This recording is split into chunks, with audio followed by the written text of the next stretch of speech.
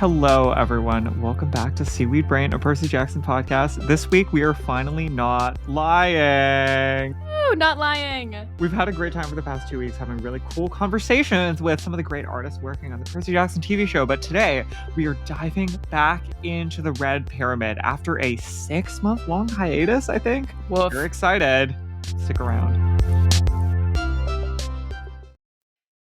Yay, welcome back everybody to Seaweed Brain, live from the DUAT. We are back in the Kane Chronicles. I'm Erica, joined as always by my co-host Carter. Hello, Carter. Hi. In order to put myself back in Red Pyramid Kane Chronicles land, I was listening to our most recent episode on the Red Pyramid, and we were in San Francisco together.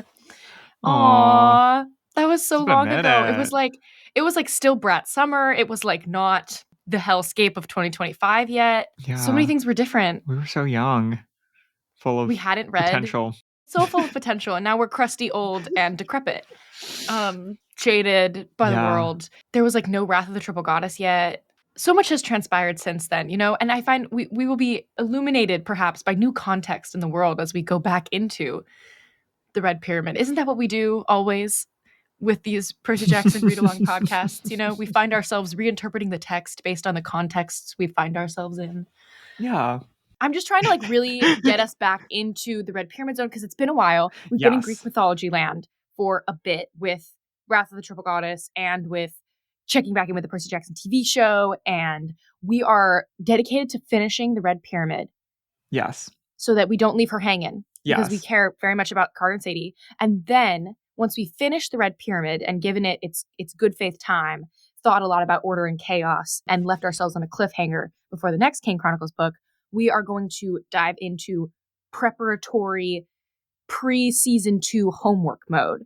We're going to cover Madeline Miller's Circe in, I think what we settled on 4 episodes. So like 1 month of Circe, diving back into the Sea of Monsters, sort of rereading it, refreshing our brains, talking about predictions and what we think we might see translated onto the screen. And I think our inbox is open if you have an adaptation of the Odyssey that you want us to cover, and don't say the unreleased, unwritten, unfilmed Christopher Nolan movie. Yeah. Something that exists in the world that is an adaptation of the Odyssey that you want us to cover. I'm sure people might say like 1,000 Ships by Natalie Haynes. Let us know, because I think it'd be fun to sort of look through the canon of modern Odyssey adaptations before we go into the Sea of Monsters. I do want to talk about the miniseries one with Bernadette Peters and Vanessa Williams. Yes, that I didn't know that existed until you mentioned it. I don't think many people have seen it. And my guess is that there was not a lot of marketing budget for it, which is surprising. Like, I don't know. Like, the fact that these famous people are in it and that not that many people heard of it is perhaps confusing. But I think that's actually an explanatory fact rather than a point of confusion. Like, they didn't have any marketing budget for this, but people still signed on because it's the Odyssey. And, like if somebody called you up and said, like, you get to be Circe, I would upweight that, even if perhaps I had some sort of understanding based on the marketing or whatever commercial constraints that the project is under, that maybe not that many people have heard of it 30 years down the line. Because we're still talking about it, kind of, Yeah. Yeah.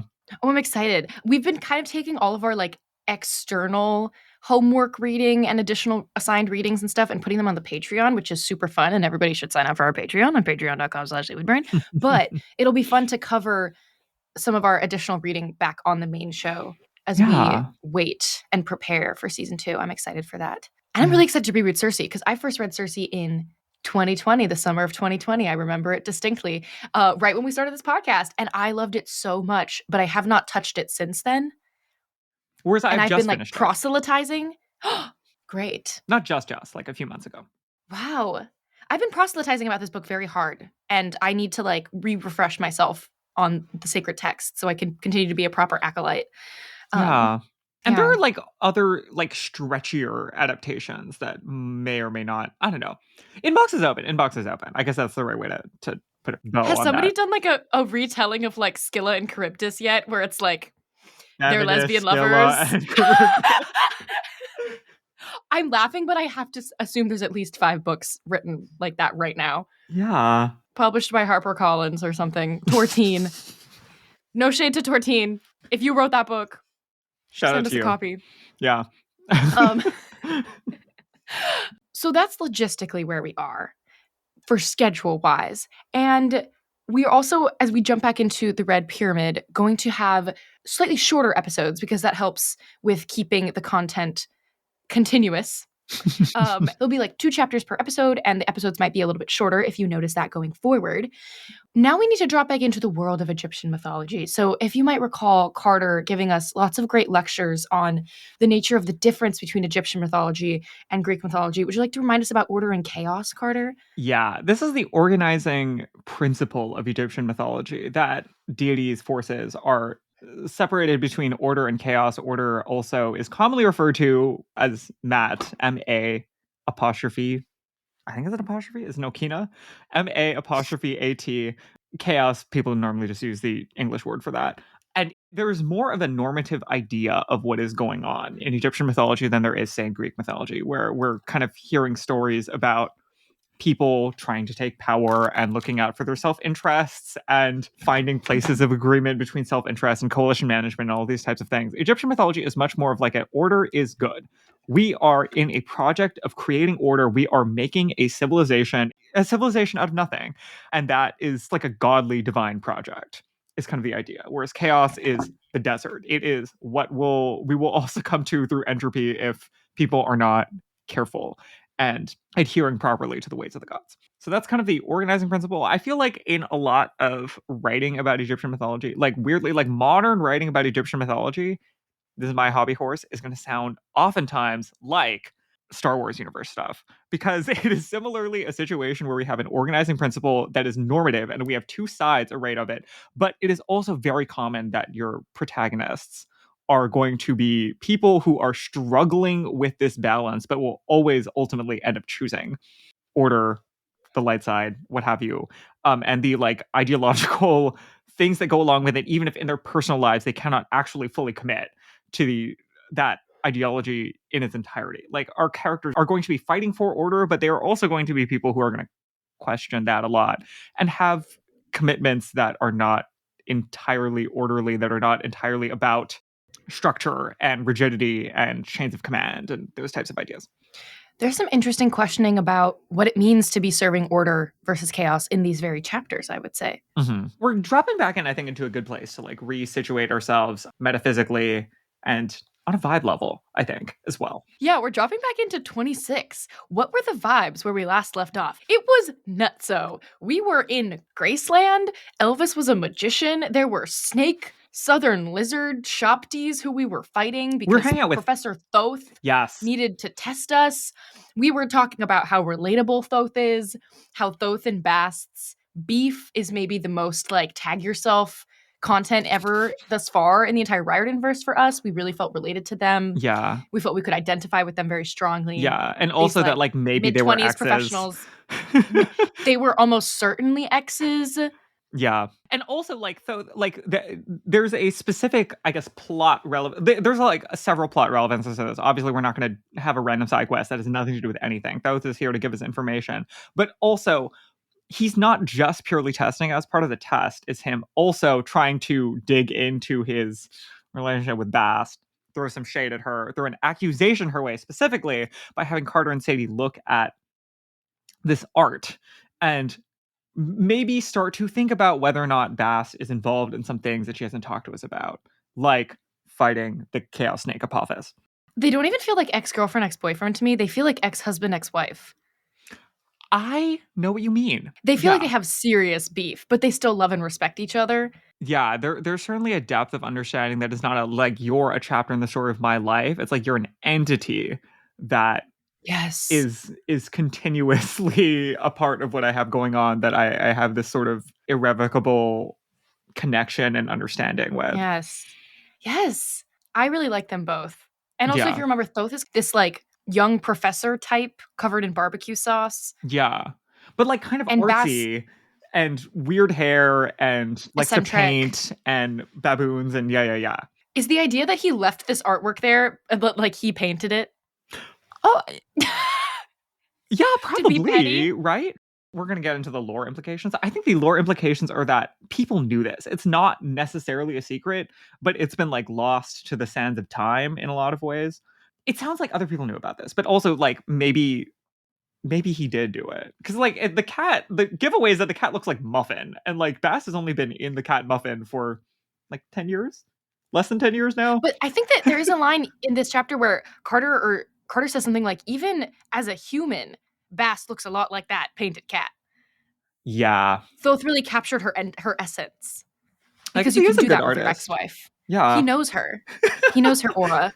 The other thing that Carter dropped last week was that the thing that all the Shopti fighters were doing with sending those balls of light up into the air, maybe that was similar to what we saw Zia doing earlier. What does that tell us about her? The funny thing is, I read this book a long time ago, and if you hadn't said that, I never would have picked up on it. So now we're gonna follow that train of thought going I think that forward the as first well. time I read this book, mind you, was like obviously before the second book had come out. I was seated as the books were dropping, and the first time, I don't think I also would have been like a 10-year-old, I think. I don't think I was really strongly looking at what specifically is shady with Zia, because also I was like, she's a little strange. You know, she is, I think, in her actual natural personality, kind of a unique character. And so I wasn't She's a sure little how much Zoe. of what's going on is like, oh, she just has magic that we don't really understand, versus are we strongly signaling that she is maybe a Shabsti? But yeah. Yeah, where does the lack of social cues spectrum become just not a person? These are the Not questions that are raised with exciting other to ask. children is might explain a lot of things. You know, raised as a witch with no people her age, could explain a lot of what's going on, but also maybe it Uh, doesn't. I'm Um, thinking about how hard Carter clocks people for being homeschooled right now. Nobody clock this actually makes perfect sense why you would be like so quick to pick up on Zia dropping that ball of light, because nobody clocks people for being homeschooled like Carter does. Carter will be like, that person didn't grow up with other children. ooh, homeschooling, and I think I am Oh. a really good guesser of where people are in sibling order, which relatedly Ah, also it's also then the only child thing is like part of that. yeah, that is true. Yeah, that is part of, they're kind of like tangentially related superpowers. Yeah. I'm pretty good on picking up on immediately if I'm gonna like somebody or not, but that's it. I'm Ooh. really good. I like to make snap judgments, but then I don't act off of them. I do wait to see Hmm. if my snap judgment was correct, but it always is. Yeah. And then I get a little burst of dopamine because I'm like, ha, I was right 2 months later, Yeah. You're that girl I thought you were. every time. That's an Alyssa Edwards quote for the people. That's also why Carter and I have been friends since we were so little. Yeah. Because Yeah. if you know, you know. Yeah. And also why I've had the same enemies for 20 years. Ooh. Yeah. Uh-huh. Uh-huh. Okay, that was a little bit about us. Um, so, chapter 26, we have left Thoth's tiny little closet office, and we are aborting the Egyptian queen, because Thoth was talking about rivers. We'll remember we need to get into the underworld. How are we going to get into the underworld if we are not dead? We're going to find out a little bit about Egyptian underworld lore in this chapter. Yes. This is something else that's perhaps special about Egyptian mythology, is that so much of the stories that are focused on are about death. Like arguably the core, like if you're going to pick one story about Egyptian mythology that is the story that everybody tells, sort of Egypt's version of maybe, well, what would we say it is for Greek mythology? Either the Odyssey or maybe like the story of Zeus defeating Kronos. Like that like core story in Egyptian mythology is about death. It's the Osiris, Isis, Horus, Set killing the king, being reborn as the Lord of the Underworld, establishing this Book of the Dead set of procedures. So we're diving into that. It's important for both layers of the story, for like understanding Egyptian mythology, and also for specifically the fact that we are learning a lot about Horus, Isis, Osiris. These are the characters that we're invested in. So we have to go to the underworld naturally to complete that loop. And the way that we do that is in this boat where we're trying to find the river delta, because of course Egypt is also a river delta society. I liked this boat You're asking description a lot. the boat description? Yeah. I don't think it's like worth reading all of the text directly, but it has such a dare I say, Lynchian quality to the way that it's being Ooh. characterized. Honor our forefather. I'm in the middle of my Twin Peaks rewatch. And I think that this like there's such a refreshingness about this description in a way that feels like it is trying to really I can feel Rick carving out a different space for Egypt and for these different ideas about civilizational structure here. There's a lot of mysticism. There's a lot of kind of shadow. Literally, there's like a moment where the boat is winking. And that I think really captures what we have going on here. It's like being crewed by bowls of fire that are able to magically hoist sails and serve food and clean the decks and stuff. I just feel like, do you know what I'm talking about? There's Mm. this wispiness, shadowiness that isn't about centrality or overstating power or about and it's not like a bit either, you know? Like there's something that's Mm. kind of like timeless and whimsical, almost Mm. Miyazaki-esque also, like it's somewhere Mm. triangulating those different artistic ideas. Fantasia? Yeah, but also like not campy. You know, like there's like a certain like earnest otherworldliness Yes. that we're Earnest getting here. otherworldliness. That's a beautiful way of putting it. I was gonna say the Lynchian idea would be that like the borderline between light and dark and emphasizing the other by punching out the other. Yeah. Yeah, I think that's right. I think there's like an irreducibility about these images that I mean, obviously they're given to you in words, but that like a lot of Mm. what we're getting here is not trying to tell you about normative valences or about it's like it's not necessarily characterization work in a classical way. Like a lot of this is about Yeah. creating a vibe, an energy, a textured world for you to sort of bounce off of and reflect on and In honor of the great Dr. Holly Greenwell, will you explain out further what an irreducible element is? well, I haven't had Holly Greenwell explain this to me, so I don't know if I'm the right person to talk about this. I want to hear you explain it, and then if there's anything the voice of Dr. Holly Greenwell says in my head, I can like add on to it. I Holly think it Greenwell taught a course. Dr. Holly Greenwell taught a course on magical realism at our high school, and she was really cool and iconic, head of our English department. I was just interviewing an undergraduate applying to my undergraduate institution, or like a high school senior applying to my undergraduate institution, and we got sidetracked in like a pretty hefty Holly Greenwell conversation in the middle of that. Irreducibility. I think the idea is that, particularly when we're thinking about fantastical elements, or when we're thinking about mediums that are not like primarily analytical or logical, that you're trying to create a sensation, a world, a thing that is really not captured at all in some of its component parts, and that like what that you're trying to I don't know that I feel like it doesn't go beyond the word to me. Like it literally is like not reducible. Like you cannot take different components of it and understand it through the understanding of those components. And that this is used a Yeah. lot to describe fantastical things. I think people use it to describe film, that like the visual language is such that trying to just pick apart at the soundscapes or like shot composition or at like themes or like normative character analysis is not going to be really helpful in the same and like doesn't capture most of what you experience by like watching it.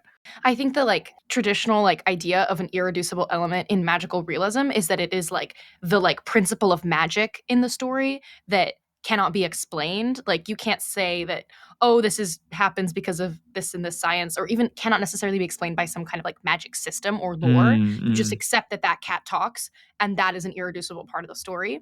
But for me, it always also meant that there isn't necessarily a metaphor behind it. You can't reduce Yes. it within the interpretation Yeah. of the text. You just accept that that's part of the story. Yes.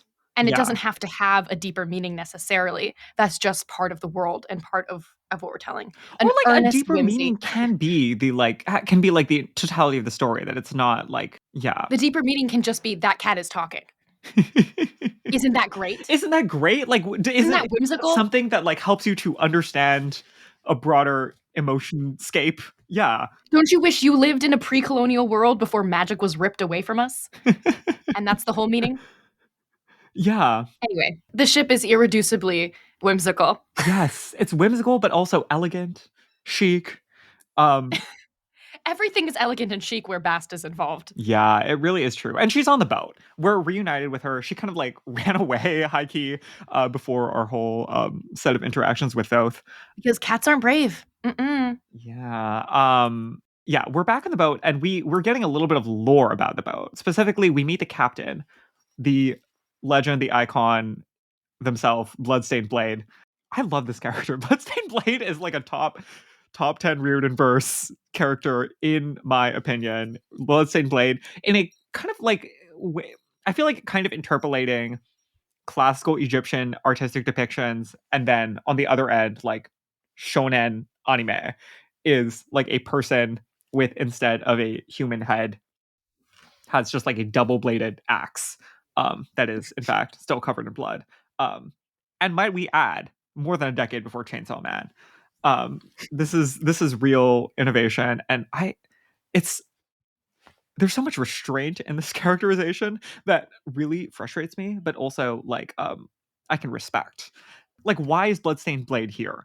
Bloodstained Blade doesn't really get a backstory. He's not really a metaphor for anything. He's just like important because who else would be captaining the ship? It has to be a bloody demon who speaks by humming the braille in a resonance frequency and it's like respectful Because he's eternally bound to like serve their family. But if he yeah wasn't, he'd be axing all of you. yes but we don't know like why or like how he came to be bound to the family. Like none of these questions are answered and like I kind of am curious about them but also I can respect that we probably shouldn't answer those questions. Yeah, it's not relevant right now. Yeah. But you know there's a story. And like spoiler There's a alert, story there. we're not gonna explain this backstory to Bloodstained Blade. He's just there, he's just cool.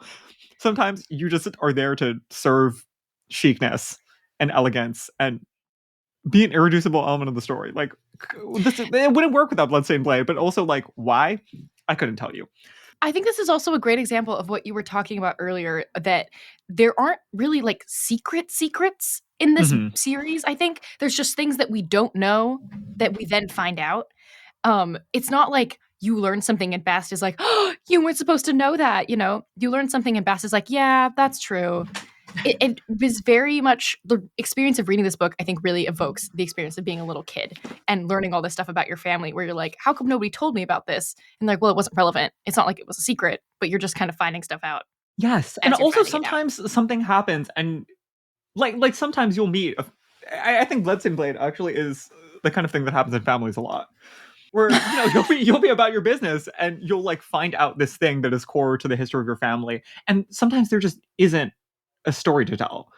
Sometimes it's just cool and chic and you just have to imagine what else is going on there because no one's going to take the time to stop and explain it to you or nobody knows or yeah. Mm-hmm. I do also think that it is delightful that I shouldn't say delightful. Actually, I think it is characterizing deeply that Carter and Sadie both quickly come up with nicknames for Bloodstained Blade, if you can call them that. Sadie doesn't learn his name. She refers to him as Captain Very Large Blade. Depending on again, I was immediately brought back into my like how many times is too many times to talk about this. I don't like that Sadie doesn't learn people's names, but I guess this is an instance where it's not like an ethnic name or something. It's not like she's not learning Bloodstained Blade because she can't pronounce it. She's just um somewhere between rude and playful across the board, depending on how you what priors you're bringing to this. I was like, this is a little rude. He's like a service employee. I don't know. I was like, even though he's a demon, he's working for you, and this is not appropriate. This is not polite behavior. Carter refers to him on the other hand Sadie as is rude. BSB, which I thought was fun. That one I was like, this is endearing. That's a respectful nickname that lets Bloodstained Blade know. By the way, I do also know your actual name. Like BSB is a correct shortening of Bloodstained Blade. Final answer, Carter's respectful, Sadie is not, period. Well, We know yes, that. and we did know that, but it's nice to be reminded from time to time and to have their behaviors be character consistent. We met Bloodstained Blade. We're on our way down the river to the lands of the dead, which means that it's time to stop for dinner and to have many epiphanies, reveal many secrets over dinner, as we are frequently wont to do. what gets revealed? Okay, well, first of all, we have some light table setting. Sadie is eating a stupid, very British meal that Carter harps on. What is she doing? Cucumber sandwiches and like a soft drink that no one's ever heard of. Khufu is reminding us of the basketball debacle, which I actually did need a reminder of because we've been away from this book for so long. And we actually don't know if he's reminding us of this. Maybe it's just Carter's internalized shame. Khufu leaves with a basketball and like looks pointedly at Carter as he's about to do so, which Carter interprets as Khufu actively not inviting him to join him to shoot some hoops. Because as you might or might not remember when we were last talking about this book, Carter tried to play basketball with Khufu and the other baboons at Thoth's university and Oh, no, why did eats you it have to remind me? on the No. ground, trampled, sweaty, shivering, and But saying, he "But I knows know the so stats." but he knows so many facts. I could Oh, tell my you how many baby. rebounds anybody did last year. Oh, my baby. I think Carter and Magnus would be friends. Oh, yeah. Yeah, I see that.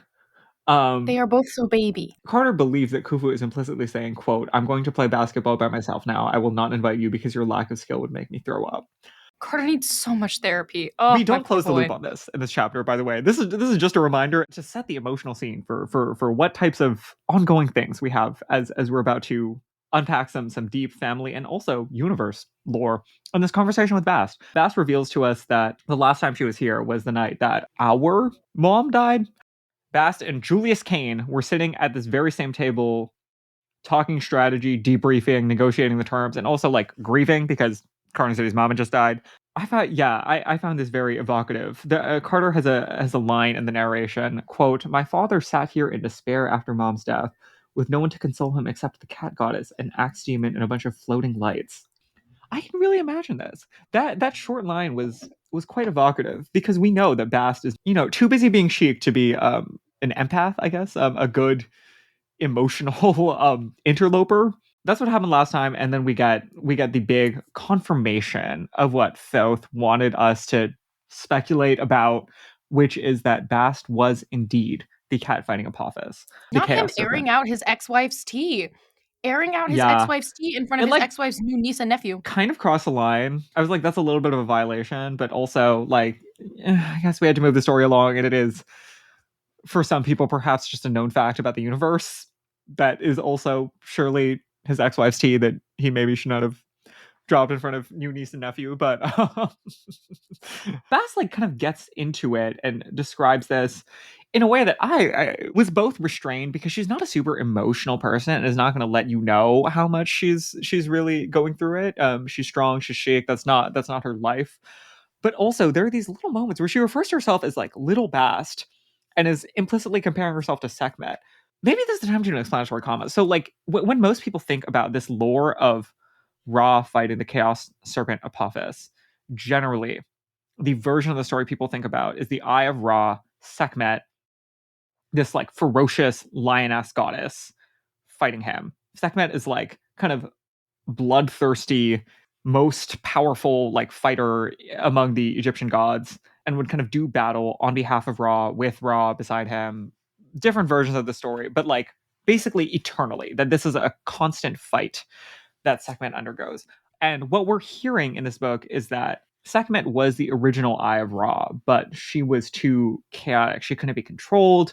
And so at some point, Bast replaces Sekhmet as the Eye of Ra, as this lieutenant who is supposed to take the lead role in fighting off the Chaos Serpent. I found this to be like a super clever, effective piece of world building in addition to like a character reveal where it is true that you see a lot of these depictions of, a cat fighting a snake and a lot of people assume that it's Sekhmet, but you could easily imagine a world in which actually it's not. And the cat, in a lot of situations, looks more like a house cat than it looks like a lion.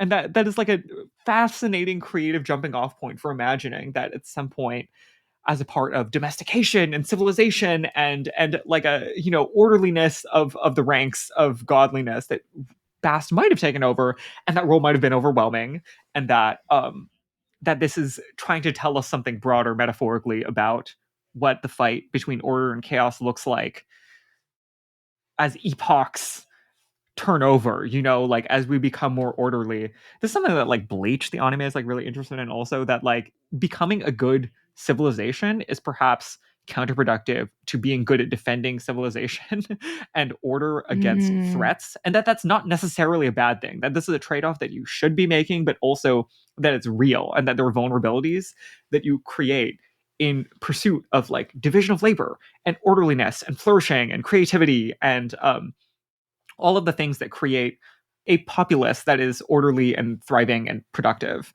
that it like exposes vulnerabilities and might create these sort of like epoch historical like cycles of change and instability that necessarily follow on as an after effect of too much of this. But yeah, she's overwhelmed. And it's not just that she's fighting him, it's that Ra's last act before he like retreats up into the heavens and stops doing his job, retires towards the end of Egyptian civilization, is that he locks Bast and Apophis into, how is it described? He basically binds them together and throws them in like a small box together to fight each other. And as Bast is fighting this fight for eons, she's coming to the conclusion that Ra's intention was for the two of them to basically kill each other, to erode away at each other's life forces until neither of them exists anymore, and order is forever protected from its greatest threat. This is kind of horrifying, and Carter and Sadie are both very sympathetic to the idea that like even though Bast abandoned her post, that it was the only appropriate thing to have happened, that it is not ethical to leave her to die in order to preserve order. I also feel like that's a plan that just wouldn't work. And that's the reality, is that like the Carter and Sadie's parents don't appear to be taking a strong normative stand in this. They're not necessarily saying that like pursuit of order must be couched against certain ideas of individual rights or like like minimum standards for people in our collective that we care about. They're instead saying like literally, as a matter of effectiveness, this plan isn't working because the serpent is actually going to kill Bast and escape and unleash terrible, unchecked chaos upon everything. I also just feel like if there's no world in which they both diminish each other's life forces and something else doesn't take its place. Yeah. This is sort of getting into that like grand historic thing where it's like things are, there is a certain cyclical nature to all historic patterns. You can't just hope to end the cycle by trapping it out of sight, out of mind. Yeah. Raw. And that's important. And that is the same insight that Carter and Sadie's mom has, partially because she is a scholar of history, but also because she's a diviner. Ruby, she my can girl. See into the future, and she foresees Bast being overtaken by the serpent and unleashing this terrible chaos. That's the one blonde lady I like. So they hash this plan together, Ruby and Julius, to release Bast, give her time to recover, and to basically circumvent Ra's plan and restore the gods. This is supposed to be the first step in restoring the gods. That's like a huge thing to do, given that nobody seems to want this. Ra doesn't want this. The House of Life doesn't want this. It's just the two of them deciding that this is the only way to preserve order and protect us all from Apophis. And also, Bast doesn't know any of the other details of the plan. And Carter and Sadie don't know any of the other details. Like, the plan appears to, as of right now, have, like, died with Julius and Ruby. But this is a lot. We're finding out this huge information about Bast, who is both our friend and also this, like, crucial figure in the, like, preservation of world order. And also we're finding out that, like, by the way, this is the plan that, like, your parents wanted, and that you're playing actively currently a role in enacting, but also we don't know any of the details. But this is what you're working on right now, by the way. And it's such a big step to have to listen to who is like right now their sole parental figure, like admitting that she was cowardly and not brave and ran away from something that she was charged to do that might put the world at risk. It's a lot to take in for them. Yeah. But I think it's Carter, right, who says order doesn't seem much better than chaos if you have to get yourself killed for it. Yeah. And this is our like true like wrestling with the underlying philosophies of the two Ubertex like forces happening over everything. Like Carter and Sadie are saying like, okay, what is order worth?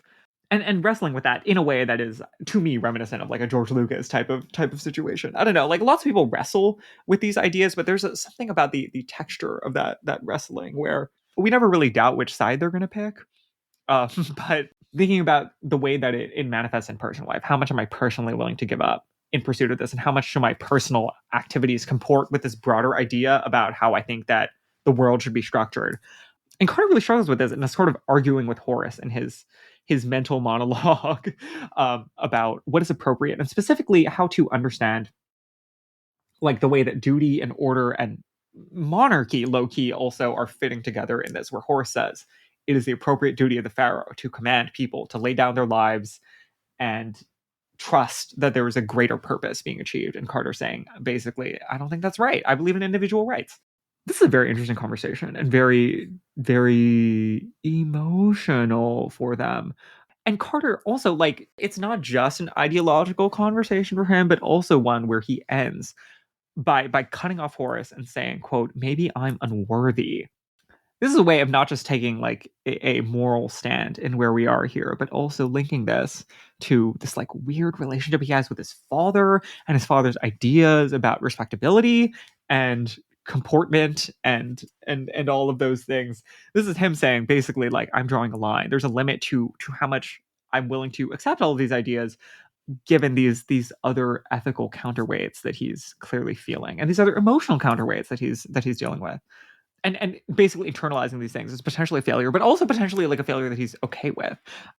That like sort of wraps up that conversation. It is worth noting here that Carter and Sadie are like kind of like it seems to be taking a harder emotional toll on Carter because of his priors about being upstanding and respecting the order of things. But Carter and Sadie are basically in agreement here that they think that what Bast did in getting out is right, and that we have to find some sort of a balance there, that we're going to protect the people that we care about and also try to prevent the destruction of civilization.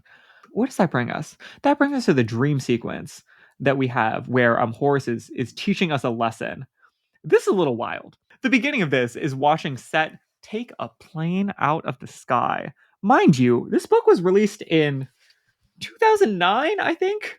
This was still a time where like the book was published in 2010. This was still a time where like I think it was not allowed for like animated movies to depict planes coming out of the sky, and certainly not planes coming out of the sky as ordained by a figure of chaos from the Middle East. I was I was really also like, quite gagged by this. whoa, whoa, whoa, whoa, whoa, whoa, whoa, whoa, whoa. But many planes fall out of the sky in the Briarden verse, though. I was thinking about how Sally's parents mysteriously died in a plane crash. Yeah, and like how Percy's Zeus always worried about Zeus knocking planes out of the sky. I mean, we're recording this in 2025 when planes do be just falling out of the sky. And it's actually the opposite. Yeah. It's your planes only fall out of the sky when you're missing the key forces of DEI based lift and wokeness based thrust to keep you airborne. But in addition to being sort of gagged by the historical context of this section, I was also like, do we have can somebody write a conspiracy theory about this being the plane that also Sally's parents were on, given the time period or something like that? Given the time period? I don't know. What year is this? This is not... Percy's like fully 16 or something when this is happening. Oh, this is recent? Yeah, this is real time. Like the Red Pyramid was published after The Last Olympian. And I thought this was like a memory. It's not a memory. This is them on their way to America to intervene in the events, and Set is trying to stop them. Zia and Desjardins are on the plane together with these two other House of Light magicians. Real time, exactly. Oh, okay. I don't know why I was thinking Iskandar was there and Iskandar is dead, so it was a memory, but never mind. This is real time. I find this magic scene also super cool. The idea of them like putting the plane back together, like just holding all of they like cracking into these different pieces, and then the magicians holding the pieces into place long enough for the plane to land. Which Zia is like, she's doing the most. She's plucking babies out of the sky and returning them to their seats with magic, and then she goes and she lands a plane seamlessly with magic. That is like a plane that isn't even together. A plane that is plane parts held together temporarily by magic. She's landing in a random field without a bump. And she's like frighteningly calm the whole time, which is an interesting thing to take note of. You feeling That's something that's Carter Shop T observes. core? It is. It's like doesn't have adrenaline core, you know? Isn't feeling No fear. physiologic response to the Yes. situation. Yes. Yeah. This is pretty OP though. She's I was doing a her little bit like, job. okay, if Zia can just like put a plane together and land it when it's literally torn apart in the middle of the sky by the will of a god. Whoa. It's a cool scene though. I'd want her to be my magic teacher. Oh yeah, down. Like, yeah, Carter and Sadie are lucky. And then the dream transitions to pick up on what we've been doing like throughout this whole book, which is like in different chunks in dreams that Carter and Sadie are having. We are witnessing the entire story that we were talking about of Osiris being the pharaoh, getting tricked, killed by Set, chopped up, scattered into different pieces, reassembled by Isis, resurrected, Horus fighting Set as revenge. We're witnessing that whole story in dream sequences, and this we got one more chunk of that right here, which is Isis recovering the body, and then Set tearing it into a bunch of pieces and scattering it through the air. And then we have this final disagreement to put out like a really fine point on the like order versus chaos, personal responsibility versus broader world level civilizational ethical responsibilities and obligations. And also to hammer home the lightning thief comparisons, where Carter is saying, I have to save my dad. And Horus, in his head, who he's hosting, is saying, that's not your mission. Interesting. That is a very strong connection. Yeah. Very Here we are direct going parallel. down to the underworld. Yes. And Sadie re-dyed her hair. Yes, when we wake up from the dream sequence, Carter's like, Sadie had enough time to put the blue streaks back in her hair. It's evoking Hayley Williams. It's evoking a time period of the early 2000s, but yeah. Hayley's still doing that with her hairstylist, Brian. Yeah, good dye young, temporary hair dyes, etc., etc. Not sponsored, but we should be. That would be great. And anyway, we're getting closer to the land of the dead. Yeah. Okay, this chapter is pretty quick. Chapter 27, A Demon with Free Samples. It's mostly about us sort of facing the, what do they call it, a test? Yes, the first cataract is what it's referred to. This challenge to allow living people to enter the land of the dead. The challenge is pretty, straightforward. We face a demon named Shesmu, and we must guess his secret name. True name. Sadie tells him his muscles are big and asks about his friends, and he just eventually says his secret name. And so Sadie names him, and we have completed the challenge. But it's a bit sad because Carter's like, I don't think we mentioned that following the Book of the Dead right now to try to get into Afterlife. It's kind of like, what's it called in Beetlejuice? Handbook for the Recently Deceased. It's like they're following the Handbook for the Recently Deceased, and Carter's like, oh, maybe the name's in the handbook. And so runs down into the bowels of the ship to like read the book. And by the time he figures it out in the book, Sadie's already figured it out. And I was like, no, Carter, not another L for Carter. Or he thinks he's going to run up and save the day and be really helpful. And Sadie's like, I'm going to say it at the last second before you get a chance to. I felt bad for that. There's also before strategies. Like, a priori, as we're entering this situation, I think this is the appropriate division of labor. Everyone did what they were supposed to do. And, if flattery and follow-up questions get us there first, then work. And it is a very entertaining flattery conversation. Shesmu is the Lord of Wine, but also the Lord of Perfume. And he wants to give free samples, and he doesn't have any friends. Yeah.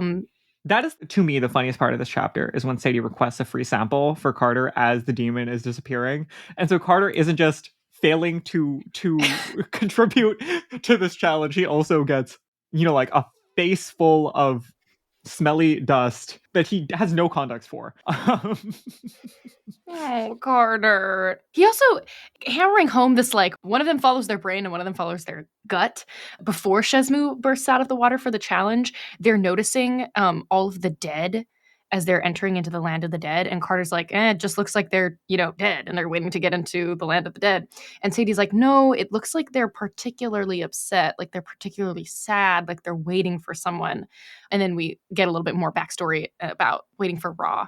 That was a very I see the people, you see the buildings moment. I think it's almost a Riordian, what's the word? Like a Riordian turn to, or Riordian frame to make sure that in every book there's one character who's guided by their head and one character who's guided by their heart. And those differing perspectives allow them to see different things in each situation that are both important, but only one of them is going to pick up on certain things that will be helpful in each circumstance. And then is it Bast who says this? Conflicting stories can be equally true. Yes, the sun is a ball of fire in space. Yes. Conflicting stories can be equally true. The sun is a ball of fire in space, yes, but its image you see as it crosses the sky, the life-giving warmth and light it brings to the earth, that was embodied by Ra. The sun was his throne, his source of power, his very spirit. But now Ra has retreated into the heavens. He sleeps, and the sun is just the sun. Ra's boat no longer travels on its cycle through the DUAT. He no longer lights the dark, and the dead feel his absence most keenly. I do think you're right. This is like this is the best iteration that Rick has had of like a similar idea of trying to get at how science and myth and magic and all of these like metaphorical cultural ideas are not incompatible with each other.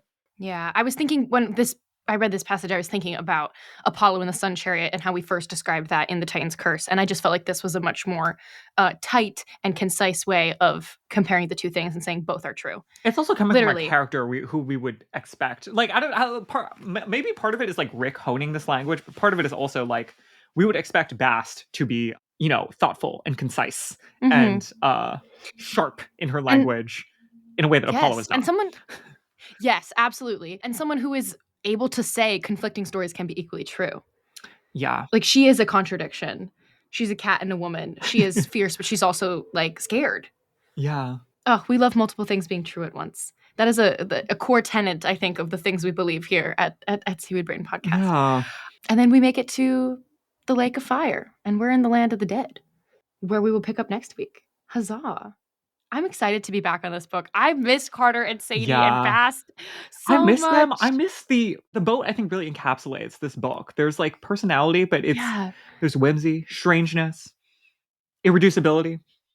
Yes. Some metaphor, but also some stuff that's just there to be chic and strange. Yeah. Yes. Oh, all right. Well, we will see you all next week. We will be hitting chapters 28 and 29 of the Red Pyramid. Thank you all for joining us, as always, and we'll see you then. Bye. Bye, all.